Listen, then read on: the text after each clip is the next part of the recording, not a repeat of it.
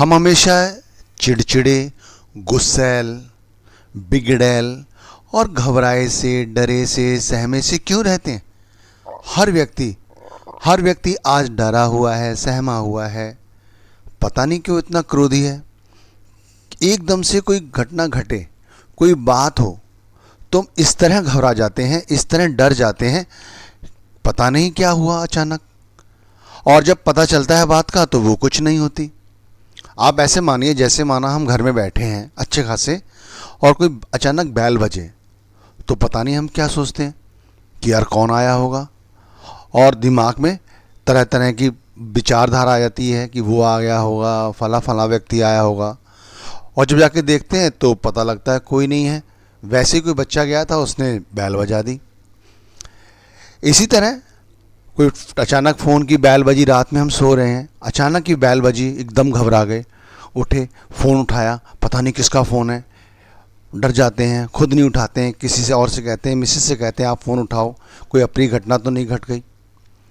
इस तरह हम चल रहे होते हैं अचानक किसी व्यक्ति के साथ हमारा थोड़ा सा हाथ लग जाए, या उसकी गाड़ी हमारी गाड़ी से टकरा जाए, या रिक्शे वाला ही हमसे 2 पैसे फालतू मांग ले, या किसी सब्जी वाले से हम कुछ सब्जियां खरीद रहे हों, या किसी फल वाले से हम फल ले रहे हों, अब वो हमारे मन की बात ना माने तो हम एकदम झल्ला जाते हैं, बौखला जाते हैं, उससे लड़ने मरने को उतारू हो जाते हैं।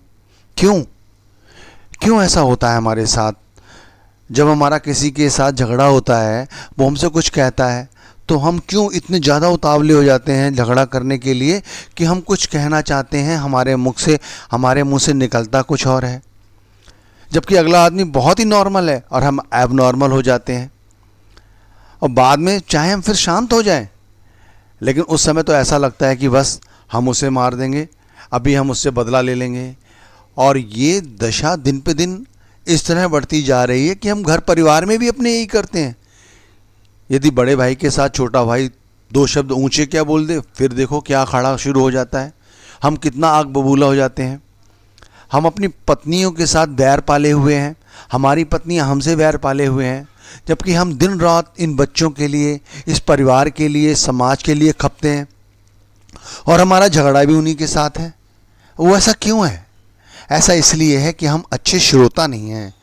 हम वक्ता तो हैं, वक्ता समझते हैं आप, मतलब हम फटाफट कहने लग जाते हैं बहुत कुछ, ये भी नहीं सोचते कि अगले वाले, सामने वाले को कोई अच्छा लगेगा या नहीं लगेगा। नहीं, पर हमारे को अपने ऊपर कोई अंकुश नहीं है, कोई पाबंदी नहीं है, कोई रोकने टोकने वाला नहीं है, तो हम जो चाहें वो बोल देते हैं। मैं आपको इससे एक उदाहरण के द्वारा समझाता हूँ। मैंने खुद ये रियलाइजेशन किया है अपने साथ कि मैं कहीं गया हुआ था, वहाँ पर एक व्यक्ति सिगरेट पी रहा था।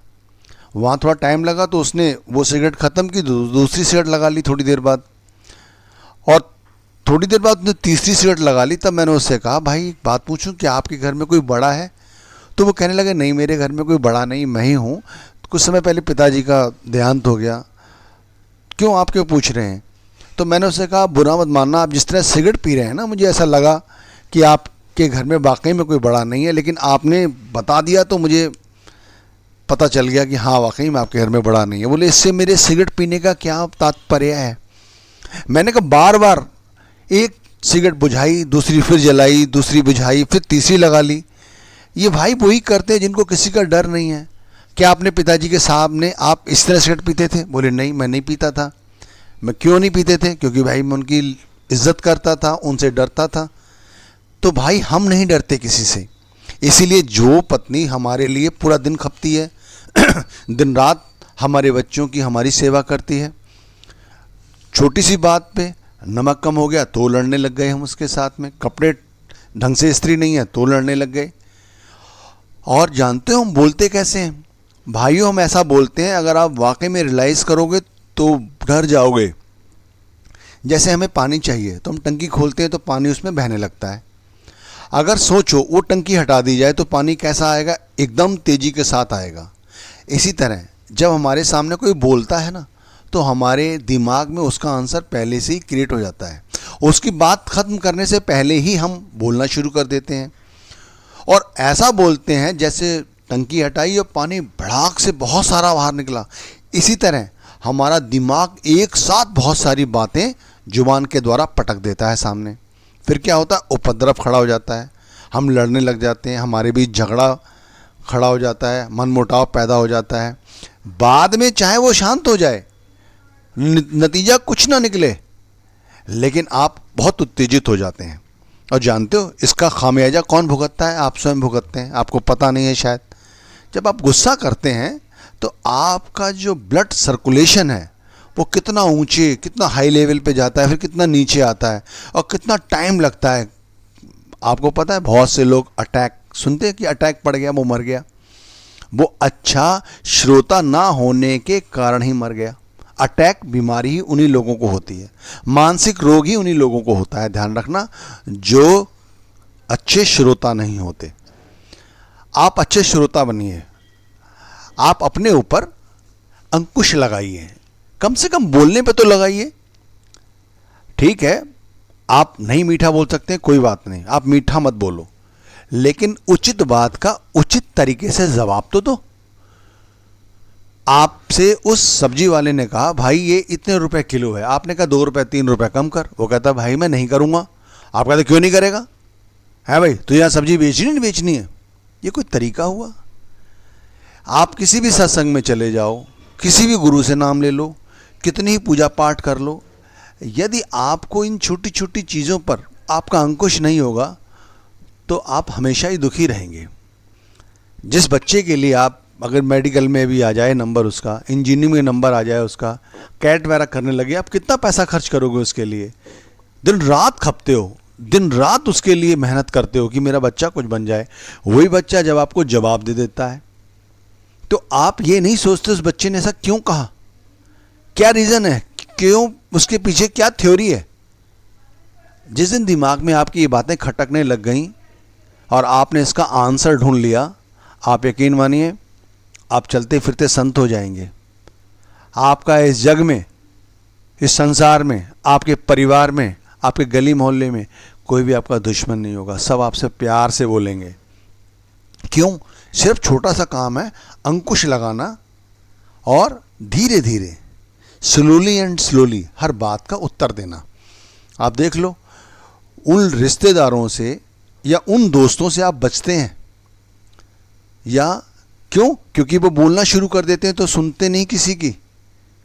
इसी तरह आप अपने आप को देखें, कहीं ऐसा तो नहीं कि लोग आपको अच्छा सोचते हों, चलने फिरने में आप बढ़िया हैं, अच्छे कपड़े पहनते हैं, रंग रूप परमात्मा ने आपको बढ़िया दिया है, और लेकिन जब वही व्यक्ति आपकी इतनी इज्जत करता है, लेकिन जब आप कभी उससे आपका उसका परिचय हो गया तो आप इतने झगड़ालू, इतने ज़्यादा गुस्सैल, और छोटी सी बात पे इतना ज़्यादा बढ़ा चढ़ा के करना, तो वो जान जाता है इन कपड़ों के पीछे आपकी असलियत क्या है, हकीकत क्या है। भाइयों, इसलिए अगर इस मानसिक रोग से आप वाकई में छुटकारा पाना चाहते हैं, आप चाहते हैं कि दिमाग हमेशा ठंडा रहे, किसी तेल की ज़रूरत नहीं है, ठीक है, एसी में बैठने की ज़रूरत नहीं है आपको, और ये नहीं है कि किसी गुरु का नाम लेके आप उसे दिन रात जपते हो तब शांति आएगी। शांति आपको आएगी आपके अंदर से, आपकी सोच से। आप अपनी सोच को हमेशा ही शांतिप्रद रखिए, शांतिप्रद यानी कि शीतलता भरी सोच रखिए।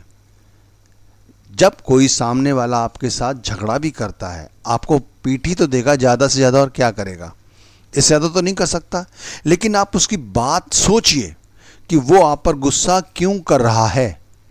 कहीं ऐसा तो नहीं जाने अनजाने आपसे ही गलती हो गई हो। पर्दे के पीछे जाइए, बात के पीछे जाइए। जो स्त्री आपके लिए दिन रात खपती है यार, जो परिवार, जिस परिवार के लिए आप इतना कुछ करते हैं, वो पत्नी आपसे नाराज़ है, वो परिवार आपसे नाराज़ है, और आप अपने चाहते हैं दुनिया आपकी इज्जत करे, आप सुखी रहें, आपके मन में शीतलता रहे। ये सब कहने सुनने की बातें हैं, ना कभी आप स्वस्थ रहेंगे, ना सुखी रहेंगे, ना ही आपके मन में मानसिक कोई शांति आएगी। शांति जब ही आएगी जब आप अपने दिमाग पर अंकुश लगाएंगे, अपनी जुबान पर अंकुश लगाएंगे। जुबान को बोलने से पहले सोचने दें कि क्या बोल रही है, क्यों बोल रही है और कैसा बोलना है इसको। कहते हैं खुदा को भी सख्ती नहीं पसंद थी बयान में, इसीलिए नहीं दी उन्होंने हड्डी जुबान में।